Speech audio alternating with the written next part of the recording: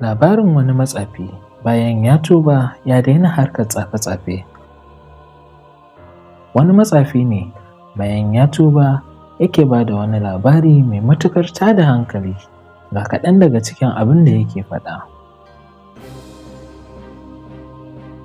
Nakan tura aljanu su shiga jikin duk wanda aka sanya ni in yi aiki a kansa, jinya ko kashewa ko raba tsakanin mutane ko mallakar miji ko watsa arzikin wani. Amma akwai mutanen da idan na tura aljanu gare su nan take bukata take biya. Amma fa akwai kuma waɗanda idan an yi aiki sai aljanun su dawo su ce mun je wajen zamansa ko gidansa suna jin muryarsa amma ba su ganinsa.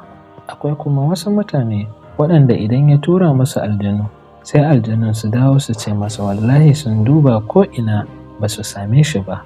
Daga nan sai ya tura musu aljanu maridai, wato jinnul marid, su ne mafiya taurin kai a cikin aljanu, amma su ɗin ma haka za su je su ƙaraci neman su dawo ba su ga mutumin da aka tura su wajensa ba. Sai boka ya ce daga nan kuma sai ya zaɓo aljanu ifritai, wato ifritul jin, su ne mafiya ƙarfin jiki da girman halitta a cikin aljanu, sai ya tura su sai su je su dawo su ce masa su ma sun duba ba su ga mutumin da aka tura su wurinsa ba. Sai ya tambaye su ya ce me yasa za ku ce ba ku gan shi ba, alhali yanzu haka yana nan a gidansa ko a shagonsa ko a wajen aikinsa. Sai su ce lallai mun duba fiye da sau 1000 amma samsam ba mu gan shi ba. Wannan boka matsafi ya ce sai yanzu bayan na tuba sai na fahimci cewa lallai mutane suna da bambanci da junansu ne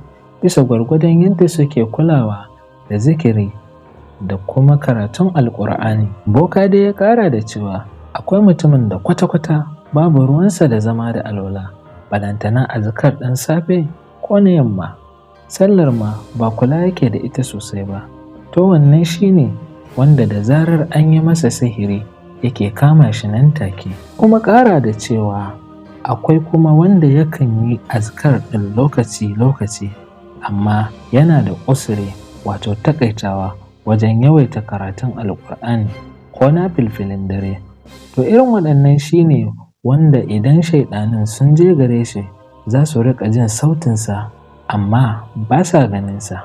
Akwai kuma wanda bayan ya yi azkar ɗin safiya da maraice sannan koyaushe a cikin zikirin Allah yake, sannan ga yawan yin sadaka, nafila da karatun ƙur'ani, ga kuma iyayensa ko malumansa suna yi masa addu'a. To irin waɗannan su ne wanda ko shaiɗanin sun tafi neman su ba za su taɓa ganin su ba, ko da za su duba faɗin duniya baki ɗayanta Allah ba zai ba su damar ganin su ba. A ƙarshe tsohon matsafin ya ƙara da cewa daman Allah ya faɗa cikin alƙur'ani idan kana karanta alƙur'ani muna sanya kariya, shinge mai karewa a tsakaninka da wa'anda ba su yi imani da ranar lahira ba. Wannan kenan.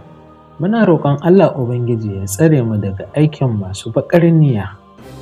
Idan kai baƙo ne a wannan channel, ina roƙonka da ka danna subscribe sannan ka danna like, kai sharing inda hali domin samun shirye-shirye irin waɗannan da kuma makamantansu da ma wasu daban a wannan tasha.